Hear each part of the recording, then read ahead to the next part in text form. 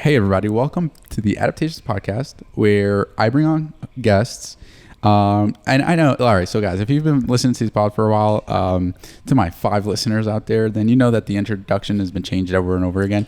And it's done with a reason, but this time around, I think we're going to fully adapt and make this pod a self-development pod. So it's going to encompass everything. I've got some friends that are in the finance field. Yeah.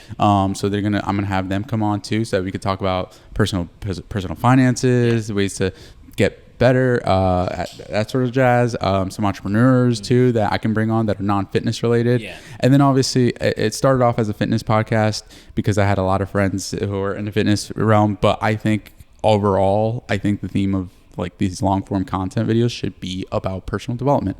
Mm-hmm. But still, you're here because of actually you fit in the mold too, man. Were you born here in the United States? I was not. I was born in Cameroon, Africa. And I'm sorry, I didn't introduce my guest. Welcome, Paulin. I don't know how to say your last name. Tsamezeu. Paulin Tsamezeu. There you go. Paulin Tsamezeu. Yeah. So you were born in Cameroon? Mm-hmm. Okay. When did you come over to the States? So I moved to the States in 2009. First, my dad came here so he can settle and adjust, before the rest of our family moved out here. So February 14th, Valentine's Day, 2009 is when my mom and the rest of my siblings came to New Jersey. Dude, were you scared? Was I scared? I was excited. Are you kidding me? So the view, the idea of America when you're in a third world country or any other country in the world really, it's like, whoa, the land of opportunities. I thought I was going to heaven. Okay.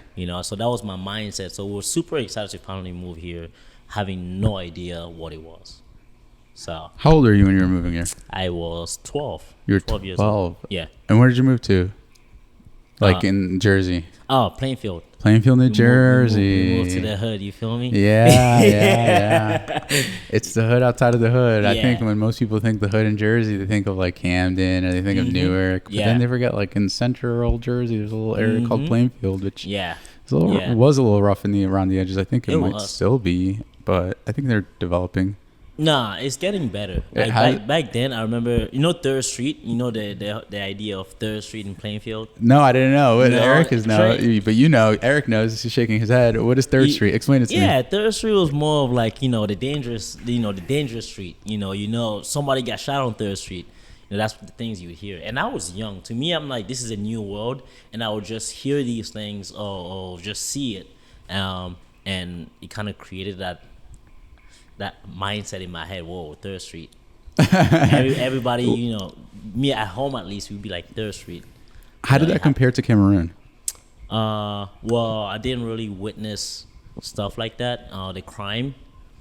Well, in Cameroon, if you get caught with crime, they fucking push you in a tire, burn the tire, and let it roll off. So damn, it's different, right? But it was just a little scary. My parents weren't. They didn't really allow us to be outside like that. You know me. I didn't really go anywhere in high school. So we're very closed in, and we won't be exposed to the outside world, to the dangerous world. Especially as parents with 4 kids. My parents thought, okay, we in a different world. We don't know this world, so let's make sure that we keep our kids safe. So we weren't really allowed to do much growing up.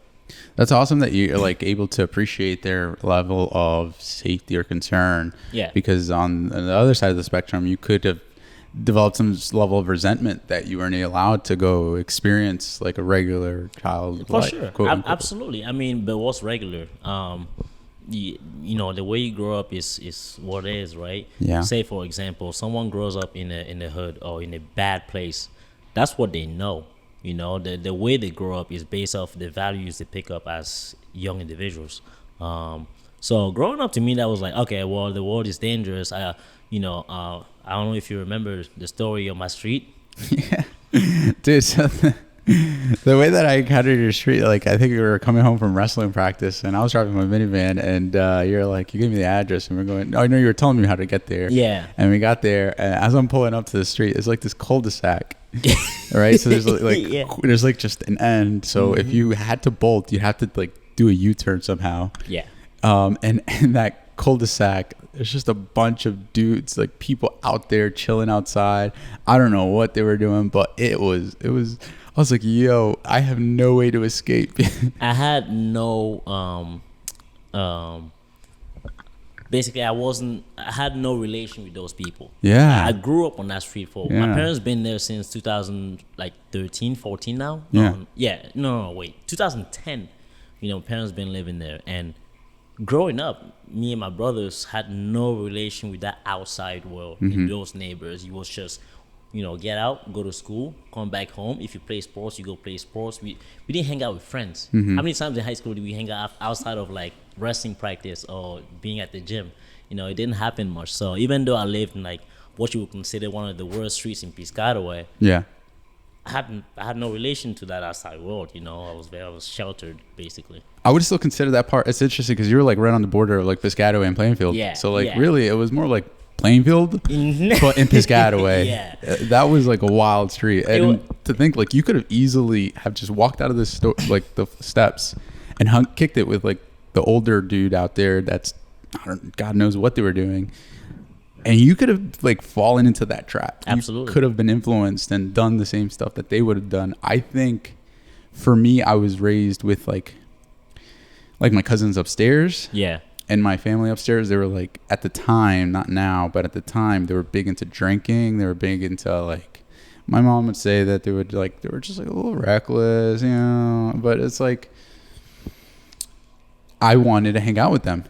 Sure. I wanted to do what they were doing. I wanted to go to the parties. I wanted to do all that. And to be honest with you, I ultimately ended up doing that, just not with them. Yeah. And so I guess what I'm trying to say is when your sphere of influence, the level of your ability to like not be influenced by people so close to you. Yeah.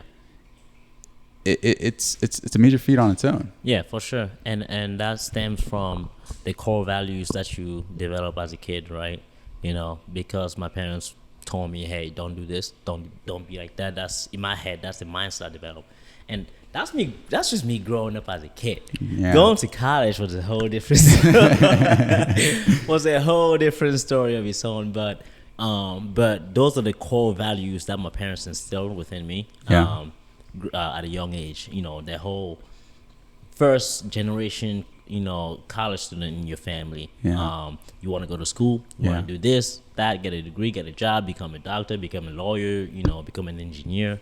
So those were the core value I had growing up. But guess what? Today, I'm gonna skip way fast forward right now. Today, I'm a personal trainer in LA. Right? Yeah. Even though I was this disciplined kid who only, focused on school and did this and that, now I'm in a whole different space. Yeah.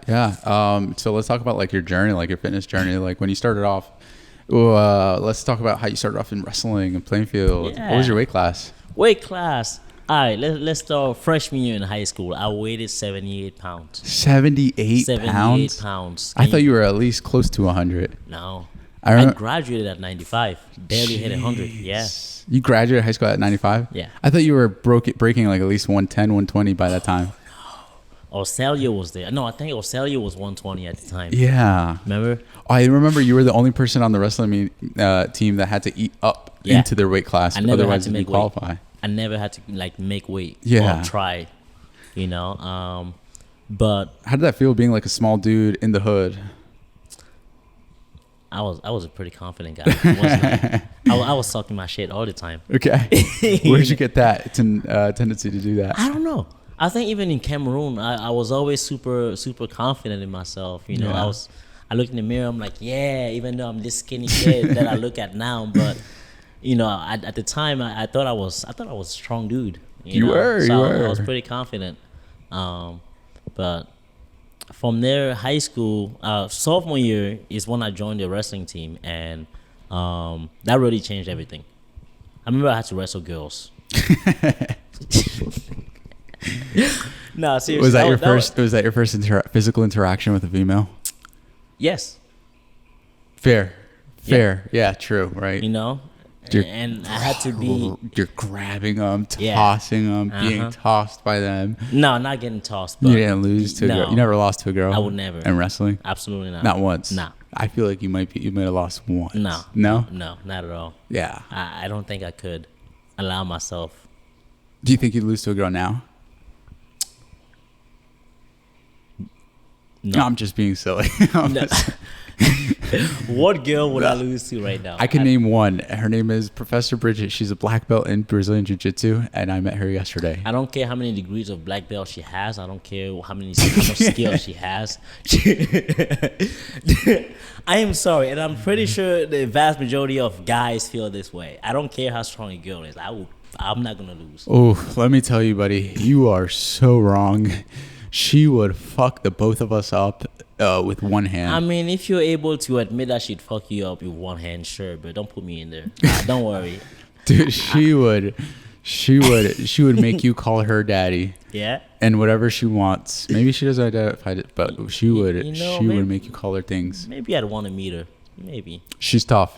And I remember I was rolling with like Professor Yanni. She was a black belt at another school that I was going to. Yeah. And she was tough. She was also tough. Like, dude, these women are tough nowadays. So you've rolled with them in jiu-jitsu. Yeah. And you lost. Okay, look at the camera. Listen. She was a black belt. I don't think I lost though. I think I wasn't. I wasn't submitted. If that's what you're asking. She never submitted me. But honestly, with all due respect, I think that the only reason she didn't submit me is because she didn't want to. I think if she really wanted to, she would have submitted me and she would have made me cry. And then she would have asked for Paulin and then made you cry so that you could eat your words. Hey, I mean, you know me very well. I like challenges. I like a big challenge. So you like them big, huh? Right. You know. We had this conversation, and I'm not going to bring this up. But we had this conversation in the car once about the type of girls we like. Do you have any idea? I don't remember. All right, let's get into it. What did I say? I can neither deny nor confirm such allegations. However, I do want to listen the way you remember it. Okay, fair enough. So we're in the car or driving down Front Street. I don't know if we were getting gas or where we were going, but we were talking about, our sex stories and the type of girls we liked. And I remember one of the things you like was the super you said something about you liking to assert your dominance, being the man. Well, who doesn't want to assert your dominance in the bed, right? For sure. Right. I think we're talking about like muscular or strong girls. Yeah. Versus like petite. Dude, muscle mommies, they're winning, man. Yeah. We love muscle mommies over here. We're in the fitness community, We're muscle daddies. That's how I remember that. And you were like, why? I was like, why? Why do you like muscle mommies? And you said, well, it's kind of like a little challenge for me, I like to show them that I'm the man. No. I reject those allegations. That's and I don't mean it in a sexual manner. Listen. What I think the one thing though is as one thing I'm realizing is a fitness junkie, as an enthusiast, as a person who's developed himself, is as I'm looking for that partner that you want to spend the rest of your life with, that one person that you want to fall in love with. Yeah. I think that before I used to say she doesn't have to be into fitness. I didn't want to be shallow. I didn't want to be like judgmental. Yeah. I wanted to be open to everybody and anybody because love doesn't know sight, whatever. So, but then I realized that it's a lot deeper than just the physical attributions. I think as a partner, you have to match up with the same discipline, the same vibe. And also if you enjoy going to the gym, which I do, which you do, we want to be there every day. And sometimes it could be an hour, sometimes it could be 2 hours, sometimes it could be 3 hours. But if you don't both enjoy it, partners don't enjoy it, then you won't really see it as quality time, especially as we're developing a very, very busy schedule as growing professionals in our fields, because there's just no time. We want to be successful. We come from children of immigrants who have sacrificed everything. They turned their backs on what they knew for a better opportunity for themselves, us, and the future generations. And we're living that. We're trying. We're hustling. We're bustling. And so, but also, it's like our love lives are kind of there's a sacrifice that has to occur. You're sacrificing the potential to meet somebody new. You're not really dating. You're saving money on dates. And so, going back to why I think that being a fitness junkie should be a quality trait that as men in the fitness industry we should look for. It's really not just the surface physical attributions. It's really about the personality, the mindset, the ability to stick to something consistently every day for a large goal, and just being disciplined to do what you have to do, not because you want to, but because you have to. And if it doesn't have to be just fitness, it could be like studying. Yeah, I think that's why like some professionals like in the banking industry also attract each other. Again, it's just similar lifestyles that people live, and I think that is a key component. It's not as what's the word I'm looking for, as immature as the way we were back in high school. For sure, absolutely. And one thing, it also helps you guys understanding each other on a certain point, right? Because I actually had this conversation previously with one of the previous girls I was talking to, and she told me what you need is someone who is into the same thing that you're doing. She's someone who's as invested into fitness, because she would understand what you're going through more than the girl who's not as into fitness. Yeah. If I'm on prep and I'm dating a girl who doesn't work out, even my parents, they don't work out. They're there and they support me, but they don't understand the process, right? So you definitely right about saying someone who aligns with those similar goals and discipline, because you understand each other and you relate on that spectrum. Yeah. So like, have you found that special lady yet? Boy, he's searching. I mean, ladies, if you're single and you're interested, hit him up. I'm gonna be a pro bodybuilder IFBB tomorrow, so maybe you'll find love there. Nah. Maybe not. Maybe you will, but maybe just not with a person, but with your pro card. Yeah, you definitely will with your pro card, brother. For sure. What have you done differently this prep that you feel confident going into your competition as opposed to the prior preps? So I basically went to the depths of hell and I conquered it. Love it. That's what I call it. The diet is a lot more strict. It came to a point where, and I posted something on Instagram the other day. It's not about what I feel like doing. It's about getting, doing what needs to get done. What did you do with your very first prep? Walk me through your first prep. Very first. Yeah, walk me through your very first prep. I want to share this? Oh, I want you to share. Fuck. I specifically want you to share the story you had with like the person who placed second, I think it was. I remember that story very well. Oh yeah, so the conversation you had afterwards. First couple of shows were like jokes. It was like going to the park and having fun and playing. There was no discipline. My discipline was with my training, working out. But there was no game plan, right? I was working out, no diet, and I looked good. And I originally did bodybuilding because people told me I had the physique for it. So I woke up one day and I remember that I did the John Kemper Classic in. I don't remember what it was, but back in 2016. And I go backstage, I meet everybody. Everyone's so drained and depleted. And I'm like, why is everyone so tired? They're complaining. And I'm like, yo, I just had I was eating Wendy's the other day.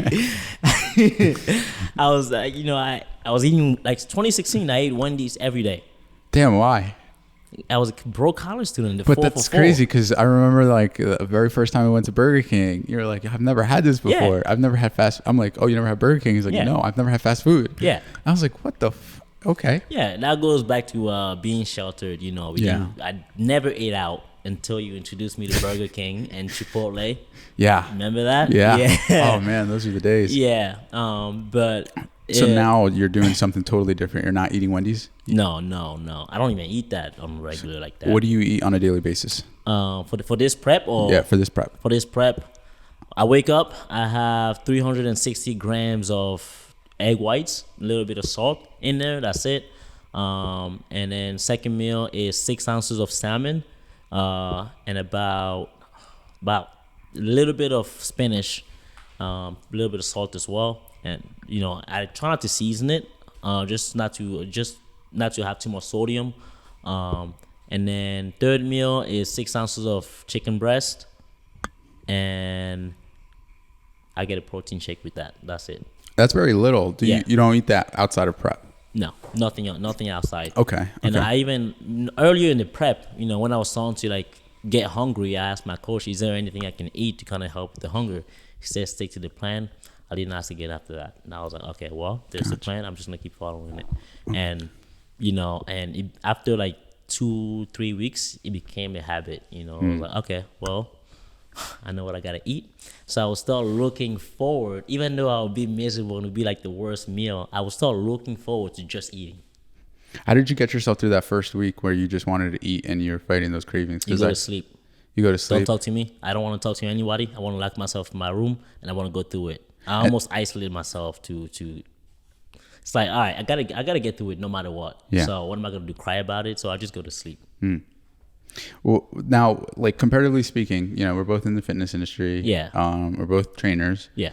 What do you encourage your clients who want to lose some fat? What do you encourage them to do? The process is long, and I feel like in today's society, we're so, used to instant gratification, and we expect things to come so fast. I'm sure you get a lot of clients. Oh, I'm going on vacation in 2 weeks. I'm trying. Can I get a 6-pack? No, and I think that people need to understand that things take time, right? So if you're trying to lose weight and get lean, I would say that what you need to do right now is to start. And not just start, have a game plan as well. Sometimes we go into things without a game plan and we get lost, we lose motivation, and then we stop, right? If you have a game plan, if you've met with a coach or a personal trainer and they've presented a game plan that's for you, and game plans aren't for everybody, right? It's always like a trial and error. It can change, but stick to the program, right? So cut down carbs, do cardio, lift weights. You lose weight. Very simple, right? Very simple. Very, very simple. Yeah. You don't get any cravings? You get cravings. What do you do with the cravings? My approach I wouldn't recommend because I'm the type to, it's like, well, I just got to go through it. Yeah, let's hear it. Right? I don't eat anything if I crave. Okay. I just let it go. I just support it. Okay. But the normal person won't be able to do that. Maybe. I don't know. No, I think they will. Yeah. I think they will. I have to challenge it. I think they will. Okay. But I think what you're doing is, and maybe I'm projecting because this is something I'm implementing today myself. Yeah. Is like, just kind of get distracting yourself. Like the craving is a thought in the head. Yeah. That you get like, oh man, I want this food. I want Yeah. this to sound so delicious. Oh my God. And then if I start describing a nice juicy Baconator from Wendy's and describing the bun and the fucking bacon, the sizzle with the burgers, and I'm intentionally trying to torture you here. No, it's okay. Then you're probably craving that. And now I'm sure, I don't know if you're feeling it, but I want one right now. I'm hungry too. But then when I start describing a nice old chicken breast with white rice that just tastes like just like health with a nice salad, and maybe we don't really crave the Baconator no more, and that's because we've just distracted ourselves with another thought. Yeah. I heard a statistic that 90% of the thoughts you think today are the thoughts from yesterday, and the best way to interrupt a thought is by thinking of something else. And so that's pretty much what we just did there. Is we thought of one thing, we thought of the fat, greasy, disgusting processed food, and we just change that thought with something differently. And for me, like as someone who's like, I think I'm not there yet, but I'm trying to come up in this world. I'm trying to save some money right now. I'm not trying to eat out. So one of the biggest hurdles that I have is driving past that Wendy's, that Popeyes, and getting that craving and be like, ooh, maybe I want to eat that, and then thinking to myself, ooh, I won't be getting home for another 2-3 hours. I should eat something. I'm hungry. Well, fucking starve, Jorge. That's what I tell myself. Fucking starve. Yeah. And get home and cook your meal and eat your food so that I can continue to look lean. I can continue to fuel my muscles. And I also save some bread at the same time. Yeah. No, absolutely. So, and that for me, and like I was saying earlier, I just go to sleep. If I'm thinking about it, obviously, either you think about something else or you distract yourself with something else, or just go to bed. I'm like, I'm hungry. I had my last chicken breast of the day. I know I can't eat anything else. What the hell am I gonna do? I'm just gonna go to bed. Fuck this hunger. Fuck it. Can't be hungry if you're asleep, man. Right? Damn, that comes back. That reminds me of like the wrestling mentality that we used to have. When you're trying to make weight, you're just like, oh, I'm so tired from practice. I'm just gonna go to sleep today. What about like partying and stuff? Because I know you enjoy going out. I am a party animal, and I will say that verbatim. I love to party. I like having a good time. But you have to find a good balance between, your social life. We learn this in college, right? You either have sleep, social life, school, or schoolwork. So I like to manage. I don't drink during the week at all. That's like a no. On the weekend, on Saturday, I like to have a couple drinks. Okay. There's no drinks on prep though. Okay. But outside of prep, I like to drink. Okay. And how many drinks do you normally have in a night? I have 15, 20. Who Nice. knows? Just a few. Yeah. Just a small amount. Yeah. Yeah. You metabolize it quickly, so it just Super goes right through. quickly. Yeah. No, I mean, and go. It's funny how we were just talking about how I was raised to like not be out there, but then I didn't drink my freshman year in college. I didn't really drink much. My first drink was like towards the end of my freshman year, going into sophomore year, and after that, my mindset changed. It was like, it's not that bad. I used to judge people. I used to be like, you're a failure if you drink, and I tried it. I was like, well. Well, I think a lot of the people out here, my 5 listeners out there, are going to really appreciate you saying that.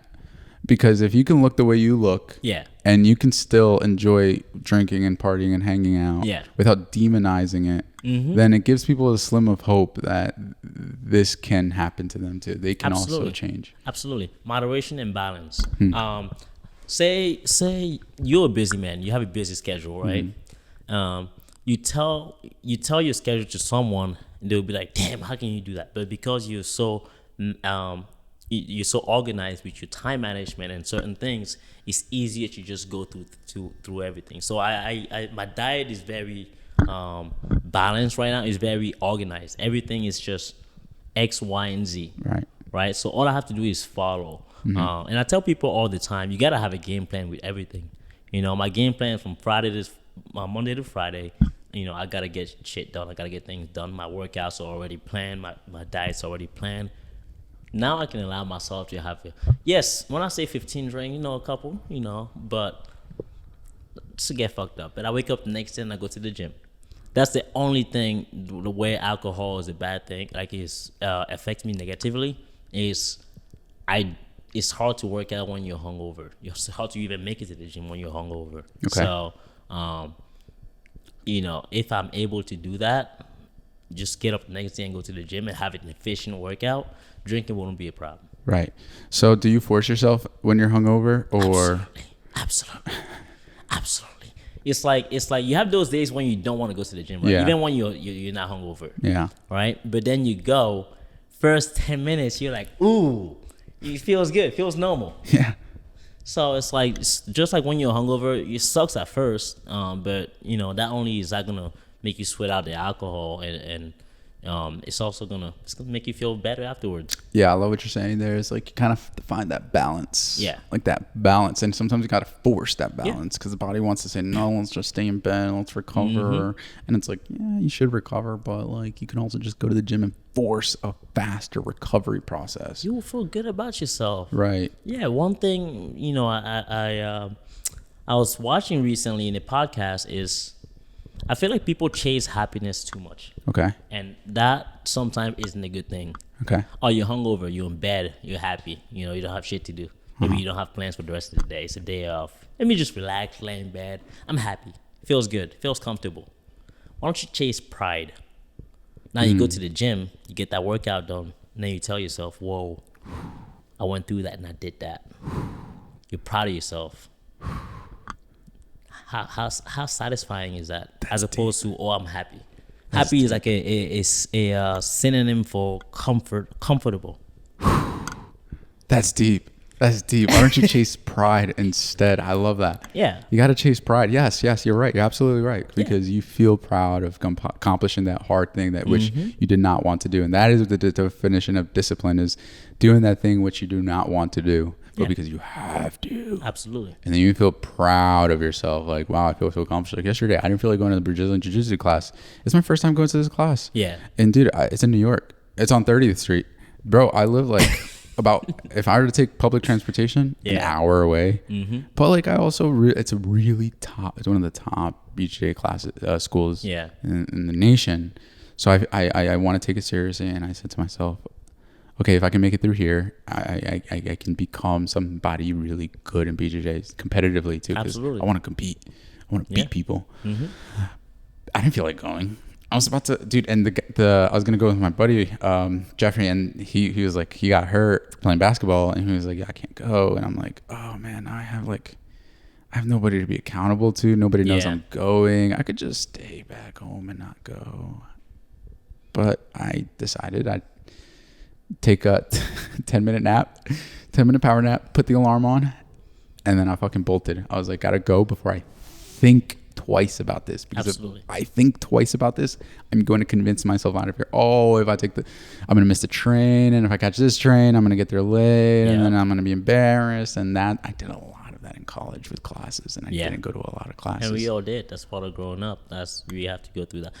High school didn't prepare for college. It did not. Not at all. I was not a studious child. I was actually, but college was a whole different. It didn't prepare me for the distractions that came, living on campus, being free, not being sheltered by your parents, not being watched by your parents. I wasn't prepared for that. Yeah. Those were the days. Mm-hmm. I remember. Yeah. How detailed can I get into this? Sure, go as deep. Okay, let's go deep. Yo, you went into college. And you were in possession of your V card going into college. Yes. We had dreams. We love to love, man. We love to love. And we had dreams of finding the one and just sticking to it and just being a monogamous individual loyal to our woman. Yeah. I'm a lover boy. Yeah. I've always been. But what happened? What happened when you went to college? I had my first drink. And we'll just leave it at that, folks. I had my first drink. We'll leave it at that.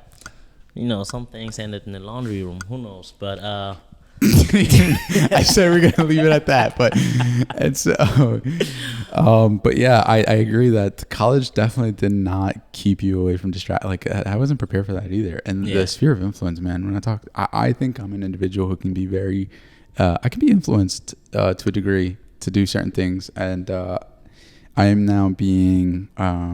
I'm not fighting in that. Honestly, I'm not beating myself up for that. Yeah. I'm kind of like, okay, I know myself. So instead of being influenced by the wrong people, I'm going to surround myself by sharks. Yeah. By shark people, individuals such as yourself. Thank you. So that when you do influence me, it's for good. Absolutely. And even though I'm going to probably fly out to LA in a few months, I still don't drink. That's okay. And look, there it is. See, that's okay. And there you go. A friend who's gonna say that's okay. I had a buddy come visit me around the same time last year. I wasn't drinking. I was like 3 months sober because I was prepping for a show. Yeah. And I had to host them. They wanted to go out party. It's okay. I went out with them. I went out with them. And I just stayed sober. It's okay. I'm trying to actually learn how to party and go and be social without drinking. It's not the same thing. It's not. It's not the same thing. It's not. I'm gonna tell y'all. Yeah. It's not. If y'all can drink, go have a drink or two. But like, if it's really like a personal decision to not drink, I think eventually you'll develop that. Mm-hmm. I call it secondhand drunk. That's what I call it. I start to act secondhand drunk because I'm around drunk people. I don't know how to bring that out. Act the secondhand drunk. I just stay quiet and I'm like, well, really drunk people. Me. Yeah, I just like turn it on. I'm like, all right, let me go talk to people. That's what I would do if I was drunk. It's a social lubricant. Yeah. So I'm gonna go talk to people. That's me in the gym. People. You saw me how everybody. Dude. Yeah, I was talking to everybody. We're social butterflies, man. Yeah. At Signature Fitness, I'd love to take you down to Iron Culture one of these days. Yeah. Iron Culture is a gym down here in Jersey. I'm going there on 4th of July. You're flying out already, right? Sunday? Yeah, I'm leaving on Sunday. Yeah. But yeah, it's a really, really big gym. Very magnificent facility with some amazing equipment. Okay. You know the Arsenal equipment? Arsenal? Yeah, Arsenal. I think Flex Lewis. Oh no, I don't know. I think Flex Lewis. I don't know if he partnered with them or if he founded the company, but it's like these machines that were made by a bodybuilder for bodybuilders. Okay. And they're really good, and I think they have a bunch of that type of equipment there. I would love to, dude. I'm fascinated by like cool gyms. Oh, dude, you gotta come. Eventually, we gotta have our own gyms. Yes. I gotta have one in LA. You have one in Jersey. We'll just fly out and shit. What would you call it? What would we call this gym? See, I don't know. Yeah, come up with this name. Nah, I can't come up with one right now. 3, 2, 1. Body by far. I don't know. Bodies by Paul. I don't know what I would name my gym. I've thought that's like coming up with names is like my hardest thing when it comes to like starting a business. Yeah. Do you have that issue? No, I just smoke weed. I'm like, yo, I need to think. This is if I need to be creative, I'm gonna smoke some like a J. I'm gonna hit it. And this is not me encouraging anybody who doesn't to do that. But anyways, my point is, I think it kind of allows my creative juices to flow a little bit. Yeah. And then I come up with a bunch of ideas and I write them down in my notes, especially if I'm not going to do that, if I want to go the more sober route, I go for a drive. Okay. I'll think on the drives also. Yeah. And then I'll try to write them down, not while I'm driving, but when I pull over right after. Mm-hmm. And then I'll look back at the idea and then I'll realize that it's kind of a dumb idea or it's a pretty good idea or it can be a dumb or good idea. There's only one way to know, and that's by trying. So what are the steps that generate the name? So for example, Adaptation. Yeah. Where'd you get that from?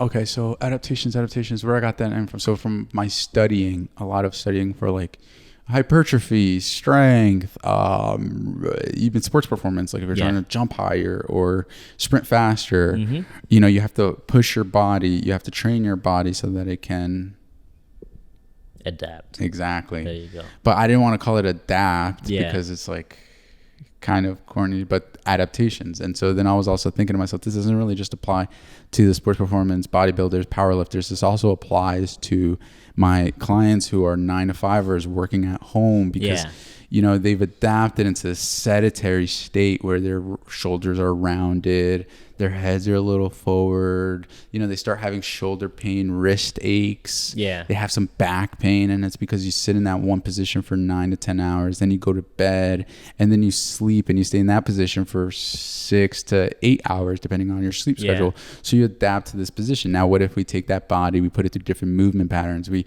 slowly introduce different movement patterns like a squat variation, a bench variation, a deadlift variation.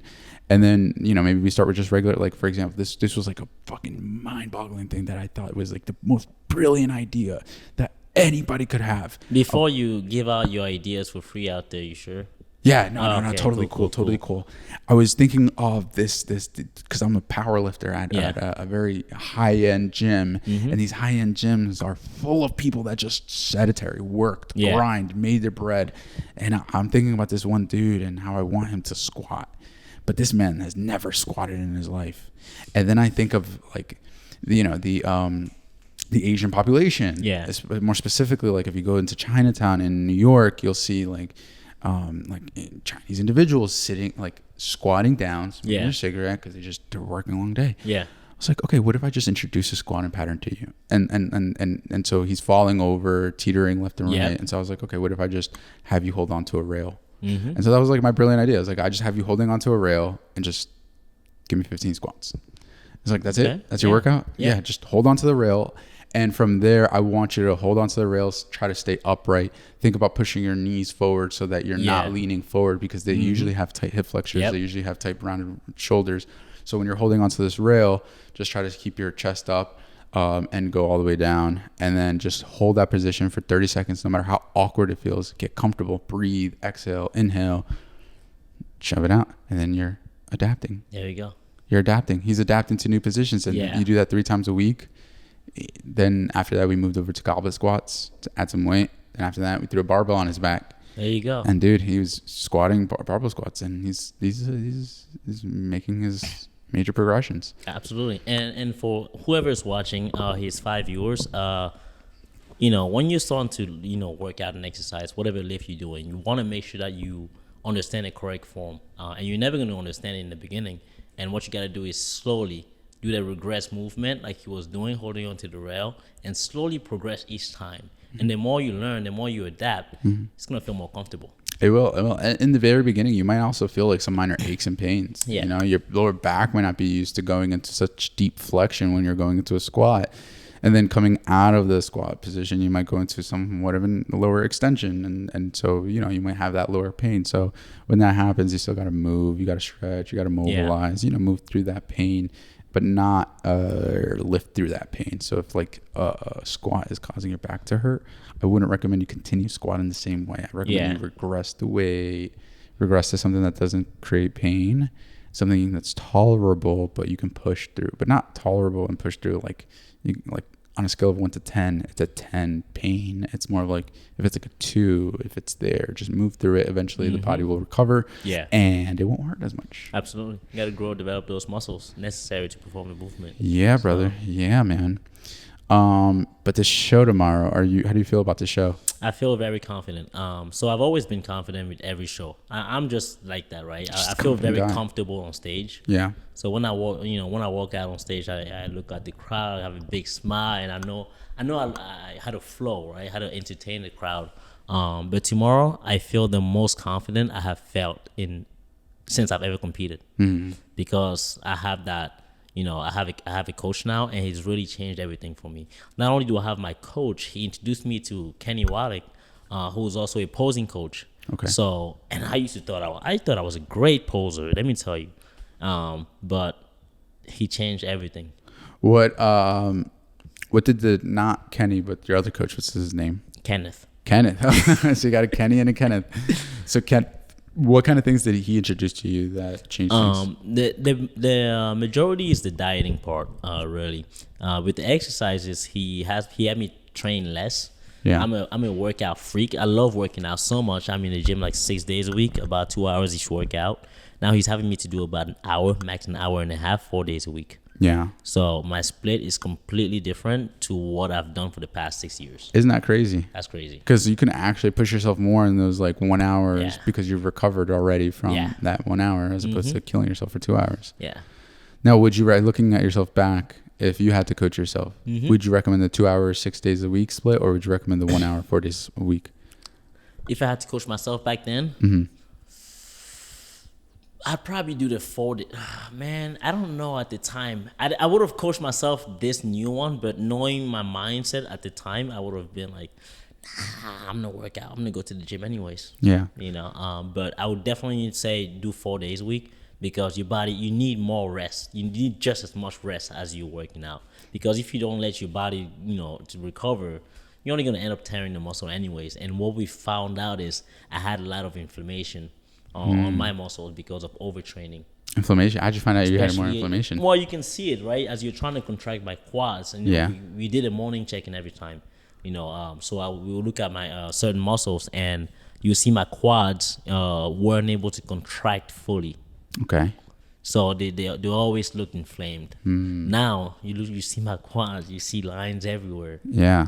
So that's because that recovery time, letting the muscle regenerate. Right. I'm thinking for myself, I think I might be overtraining a little bit too. How so? Well, I'm probably going to be going to the gym 7 days this week. Jesus. Wait, is it a mix of lifting and jiu-jitsu, or is it both? Okay. I think that should be fine. Yeah, I think it's just for more social reasons. Yeah. I'm hanging out with people. We got a gym workout in yesterday. This morning I had a workout with a new friend I made at the gym. His name is Nico. Okay. Shout out Nico. And we talk shop. So, I think it's like a pretty social.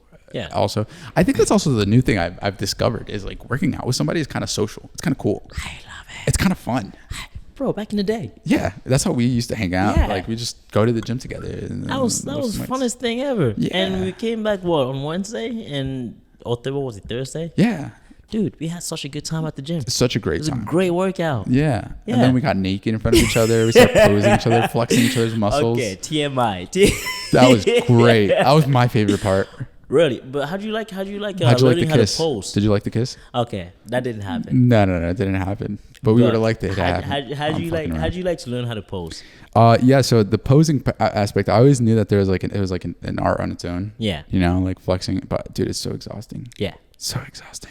It's funny when you're on stage and they're like, okay, they ask you to make a pose, like front double bicep, and you're you're squeezing your entire fucking life out, and you're waiting for the next pose, and you're just looking, and you're like 20, 30 seconds, and then you're flexing, your body's starting to shake. It's the most draining thing ever. Yeah. Ever. And people don't realize. How do you train for that? I mean, consistency. I think that's more with muscular endurance. Not really.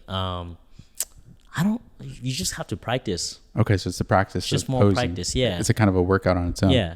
It's almost like running. You know, the more you run, the longer you can run. So Can you do me a favor for my 5 viewers and myself? yeah. Can you walk me through what happens at a bodybuilding show? Like, Oh, it's actually entertaining. So basically, there's a pre-judging and there's a final.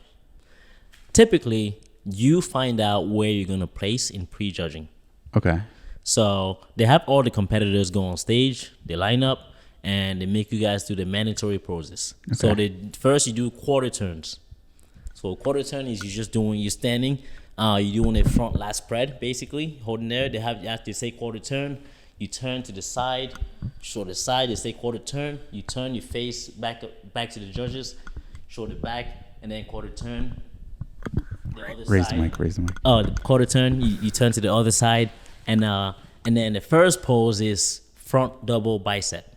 Well, that's depending on what category you're doing, right? There's physique, there's classic physique, there's bodybuilding.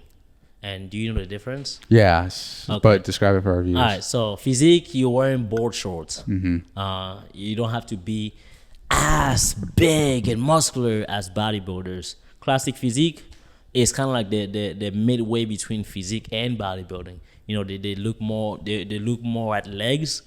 You want to have leg definition everywhere, but you don't want to be as massive as bodybuilding. And with bodybuilding, be a freak show.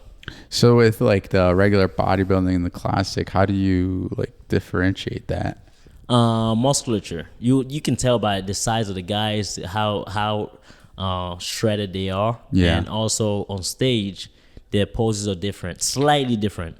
Okay. Yeah, bodybuilding has the most muscular pose, right? Yeah. Yeah, that's for bodybuilding. Classic physique Doesn't have that. Yeah, we have more of a classic pose. What's a classic pose? See, that's the beauty of classic. You create your own classic pose. Like I didn't realize that there were so many different names to these poses too. There's like the Atlas. There's like the. There's a lot of poses. Yeah. I don't know. What do you mean the Atlas? There's like the Atlas where you just kind of like lean over and you're flexing like your upper body. Okay, those aren't required. For stage. Okay. I guess those are more of like those are poses that are known. Yeah. Because previous bodybuilders used to like Arnold, for example, his pose is called the Arnold. Yeah. Right. The one where you like lean. Yeah. Like you turn. And yeah. That's not a pose that's required on stage. Gotcha. Yeah. He coined that. Yeah. And that was his. Mm-hmm. But wait. Okay. So another thing that's like kind of like bothering me is like, why is it called prejudging if that's the actual judging? That's more for the audience. Yeah. Fucking. That's more for the audience. So like, it's not. And it's also, I feel like it's also to not bring people's hopes down. In prejudging, if you're in the middle, you're first. If you're on the left of him, you're second. If you're on the right of the first, you're third, basically. And everybody knows that, but they don't say it because as a competitor, you don't make it top 5. You're not even gonna show up to final. I've done that. Yeah, why would you? Yeah, you kind of know already. Yeah, why would you? So I was like, they do that to not like bring people's moods down. I guess. But dude, that doesnn't make sense to me. That's a major flaw in my opinion. I think that what should happen is in final, there's an opportunity for your placement to change. And does that happen? No, I think some pro shows, yes. I'm not sure what the pro level is like, but in amateur, probably not. Prejudging is your placement. Oh, that sucks. Yeah, I wouldn't want to show up. Yeah, I wouldn't want to. If I'm not fucking top 5, if I'm not even like number 1, I'd be like, yo, this is. Nah, I mean number 2. So top 5 get a trophy. Okay. Yeah. You That's why if you're not top 5, there's like 20 guys and you're 20th. All right, so break this down for me. So like, how would you and I compete against each other? Do we compete against each other if I was in bodybuilding? No. In bodybuilding? Yeah. If you weight the same, yeah. Oh, so it's by weight? Yeah. Are there any height classes? In bodybuilding? Yeah. No height. In classic physique, there's height and there's height classes, and each height class has a weight requirement, a weight max that you can be at. Oh, and then what about board shorts, the physique? Physique is all height. It's all height. Yeah. Height classes. Yeah, but now next year they're introducing for only professional league though. physique's gonna have a weight requirement as well with the height. Yeah. That's interesting. It's so bonkers to me, man. Just the idea of like getting to like peeled fucking skin fat, 0% body fat, flexing in front of a group of people, having them judge you. Yeah. And then like I feel like I could say this to you because you're comfortable. You're gonna win. We know this. You look great. Yeah. But like for second placer, like if I was talking to if the second placer or the third placer or the fourth, fifth placer was sitting there, I probably wouldn't say this to them. But the idea of like, you're just like worked the months to drop some body fat percentage, get judged by these people, and then have them tell you you do not look good enough. Yeah. That would fuck me up. I think that it will fuck anybody up. And I've been in that seat before. My first national show, I went to Phoenix. It was in Phoenix, 2021. I did the USA Championships. And I thought I looked good, man. Everybody backstage was like, dude, you got this. Even the people who beat me backstage, man, they were like, damn, bro, you look good. And then I get on stage. I didn't make top 5. Damn. You know what I did after the show? What'd you do? After prejudging? What'd you do? I was at the club. Bro, I was so distraught, man. I was like, I lost so much motivation from that. But the next year, in 2022, I was here. I came back here last June, and I did the Universe. And so in the Universe, it's a little different, right? So normally in a lot of shows, it's just, okay, open class, so classic physique open, physique open, bodybuilding open, right?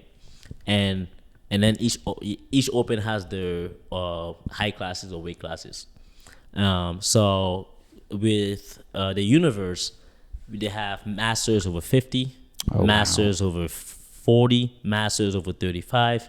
So, and then they have open as well. Okay. Right. So there's a lot more categories within one. There's no more classes within one category. So the guy who won masters over 45 at Classic Physique got his pro card from winning that class. The guy who won masters over 30 at Classic Physique got his pro card from winning that class. And they both did open as well, which is what I did. And they were 1 and 2, and I was 3rd. Damn. So they got the pro card twice, and I just missed it. Damn. Yeah. I was like, man, can I just get in? They don't need right? it. They don't need it anymore. That's how I felt. Can I get it? You got 2. Let me get 1.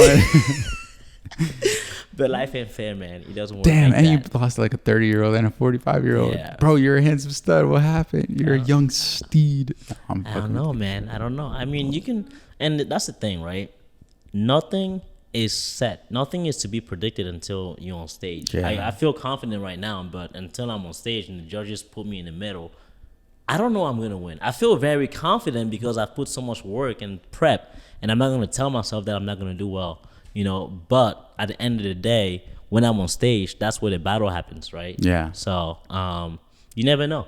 That's a nutty thing to me is like, I think there's like some judgment behind bodybuilding because like it's like not like you're just going up there and flexing in front of people. Yeah. But like the thing is like also the thing that goes into bodybuilding is like that discipline to like not eat, to say no to food, to follow a diet, a meal plan, a strict regimen, workout regimen, to push yourself, and and you could very easily talk yourself out of doing this. Like, there's no point. Like, I shouldn't be doing this. But then eventually, like for those that make it all the way to the finish line, I think the glory is so great. Yeah. And then you look at like the greats, like the really, really great greats, and you have to have that summer of hope that's going to be you one day too. Yeah. Especially like the fucking like C-Bum, he's popping off. Yeah. He's like 1.7 million followers. And 0.4. Is he even 1.7 or 4? 1.7 million followers on Instagram. Oh, okay. He popped off. Yeah, for sure. And then after the thing is like it's also about aesthetics. And who doesn't want to be aesthetically pleasing? Yeah. Who doesn't want to look good? It's good to look at. Yeah. It feels good. It feels good when the work, like not only when the work, but when you appreciate your hard work. When you look in the mirror and you feel good about what you see, and especially nowadays, body dysmorphia is a fucking big issue, bro. I have it. So people look at me all the time, and even as I am right now, everybody, every competitor thinks I look great. I feel small. You know, yes, I'm confident of about how lean I am, but I always feel like it's not enough. Like I'm small. I'm like, I could have bigger forearms. I could have bigger this. Like, you know, it feels. My point was, you know, it feels good when you're able to look in the mirror and enjoy and appreciate what you're looking at because you've worked so hard for it. And it goes back to that pride. Damn, I did that. You know, you never had a six pack in your life, and then one day you wake up, you have a six pack because you worked for it. That's pride, and that shit feels so much better than happiness. Yes. So much better.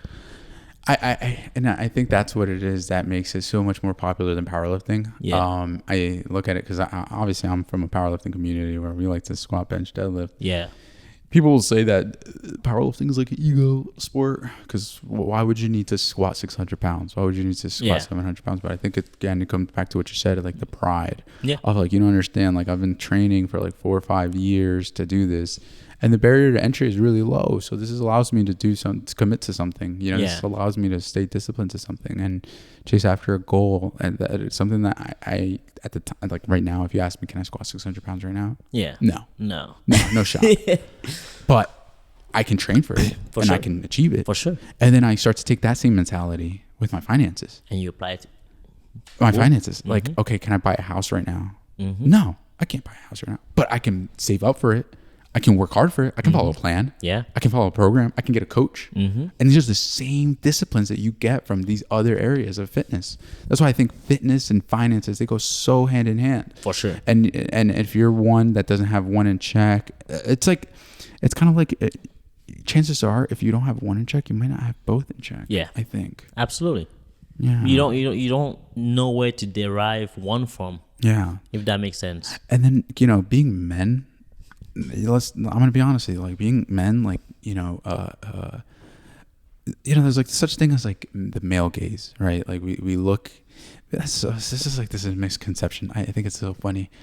There's this misconception that men get shirtless and flex their abs and get all big and stuff just to attract women. And to some degree it is true. Like, you know, I went into the gym and my main motivation was because I wanted to look like Taylor Lautner, who's on a poster. Because I want to get girls. That couldn't be any more untrue. And I'll speak from personal experience. It's so false. If I'm at a pool party, I almost feel uncomfortable. Right. Because you're standing out out of everybody else. Yes. It's like I can't walk without every head. And it sounds like a luxury problem for some people, but I don't like it. Yeah. You know, I don't like it. You stand out. Yeah. And dude, you stand out and some people will say it like, hey man, you look good. And it's like, oh dude, thank you. Thank you for saying it and not just staring at me subliminally like from the corner and then thinking and making me feel like all these eyeballs are on me and making me feel crazy because I can't confirm it. And I'm saying this for the viewers. Yeah. You guys sound like you're complaining about like, oh my God, my life is so hard. I have a six pack. Like, oh my God, people stare at me for looking good. So I just had to point that out for the viewers. No, it's a perspective, yeah, you know? Yeah. It's a perspective that, because he was saying that, you know, guys just want to take their shirt off for girls because they look good. No, it's not. That's where I was going with that. Yes. Yeah. The thing is I started realizing that it started becoming less about like attracting the opposite sex and more so of the image that you present yourself around other men. Yeah. Because, you know, like we're in a cutthroat environment where like for fitness, if you're a coach, if you're a trainer, what's the one thing people say they don't want to get, the type of trainer they don't want to have? Someone who's out of shape. Exactly. And so like you are the brand, you are the image, trainer, online fitness. Yeah. We are the brand. Our physiques are the brand. So we're chasing after that certain, I guess, image. Yeah. And then inversely, you know, if you have that same mentality of being able to discipline yourself to that image, you also have the mentality to discipline yourself to like the financial image, the personal development. And then if as a man, and so what I was going to say is also as a man, like if we don't have those two things, and I'm sure this applies to women too, but I just can't speak to that. If our image, the mental snapshot of ourselves doesn't align with what we want, it can cause some deep depression. It does. It could. It can cause some serious deep depression. And I think the difference between men and women, and again, I'm speaking out of my ass, is if I'm feeling overweight and I feel like some type of way, I can't like I guess you could if you're like, you could say like, oh, you're fat phobic and stuff. Yeah. No. Here's the thing. Like, I don't want to cut you off, but if you're overweight, right? Do you feel confident in yourself? You might not. Because one of the key reasons why I went full on with training, I trained this client before. I had this client here at Retro Fitness, Piscataway, and I helped him out. And this guy was a successful dude, but he was never confident. You know, he was a banker. And I asked him, why do you want to train? Why do you want to be so fit so much? He goes, and he told me, because if I could have that body, it would elevate my confidence, which would apply to everything else that I do in my life. Yeah. And I can do so much more. So if you're fat and you look in the mirror and you're happy with it and it doesn't affect anything else, and, you know, dragging your body out of bed, you know, it's difficult, but you don't care, it doesn't bother you, so be it. Great. Yeah, but if that's something that really affects your daily life, you know, you gotta make those changes. You gotta take action. Yeah. You gotta take action. Yeah. Yeah. Yeah. You gotta take action. So it's not about shaming it. It's about health. It's about how does it, if it affects your life in a negative way, take action. Yeah. If it doesn't, hey, respect to you, buddy. And the thing is like when you get into positions of power where you have to make decisions, no matter how much power, maybe you're just having like maybe you're just the manager of one other person. Yeah. Maybe you're the manager, you're running an entire company. You have to have confidence. Yeah. You have to be able to lead. You have to be able to make decisions, stick to your decisions, and people are gonna want to rebuke your decisions. People are gonna want to argue against your decisions. They're gonna want to find holes in your plans. Yeah. And sometimes they're right, but as a leader, you have to have the courage and the confidence to say, no, fuck it, let's go with this plan. Let's rock with it, and let's see what happens. Your word is final. And you just said it earlier too, like you know, you get fit because it gives you respect within men. Mm-hmm. You know, as a leader, you want to have respect from the people around you. You want to be respected, and if people respect you, then, you know, they're gonna respect your decision, right? If you show up, you have those confident qualities, you look good, you're strong mentally and physically, you get more respect from society in general. And hey, those are the qualities you want in a leader. And you know, those decisions aren't gonna be questioned even. I can go to the gym and I tell my client, and my clients tell me, oh no, can we do this but this? I'm like, no, and I tell them no. Right? Here's what we're doing. You got to stick to it. They shut up and they keep moving. And it's because you feel confident, because you know that these are going to get the results that you wanted, because you've done it, because... Exactly. If as a trainer, now this is obviously a little bit more specific, but as a trainer, if they question your decisions, you're like, look at my abs. Do you not want this? Then hop on the bike. Let's hop on the bike. Let's not skip cardio today. I mostly use the words against them.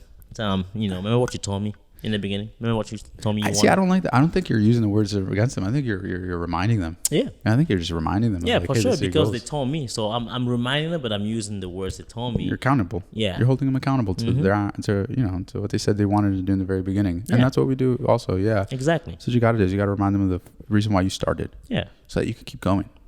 You know, and it happens to everybody. And like I was saying earlier, even when I asked my coach, is there anything I can eat? Because I was hungry.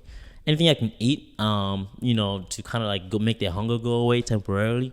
He said, stick to the plan. He said it once, never ask again. I just fucking go to sleep. You know, because I know my coach. I saw him get one of my other guys that I competed with in Junior USA's. He won my class and he became pro. So I'm like, okay, well, got this guy to become pro. I have the genetics. I have the physique. You don't understand, bro, how much support I've been getting. I feel like the world didn't know who I was before, but now they're finally starting to like see my physique. Because I don't post that much. I'm not like super vocal online. But everybody, coaches, athletes, like, you know, reaching out. I'm like, holy shit, it's never happened before. Tell them, dude, you have the perfect like structure for your body, for bodybuilding. So I'm like, okay, I'm just excited to see where I can go with it. Yeah, I would love to add to that group of people that are noticing you now. Yeah. Because your physique is totally to a different level. It's like, you were good before, but now you're turning great. Yeah. And I think it has a lot to do with the discipline that you've incorporated. You're no longer eating that was Wendy's before competition. You're digging deep, as one of my best friends, Neil, he would say, because he tried doing like a physique competition, the one with the board shorts. Yeah, Physique, yeah. He tried doing a physique competition, and he was like, oh man, he was just so miserable. And he was like, you got to dig deep, man. You just got to dig deep into that deficit, that caloric deficit. And you're like digging balls deep, man. Fucking egg whites and salmon and chicken, and that's it. That's it. With some spinach. Yeah. So what's going to be your post competition meal? I've been asking you this. I need you to come up with a good action. I was thinking about going home and eating my mom's cooking. Yeah. Because you know how is she going to be there? You know how we're foreign, right? Yeah. You know how a family is like non-American, right? Yeah.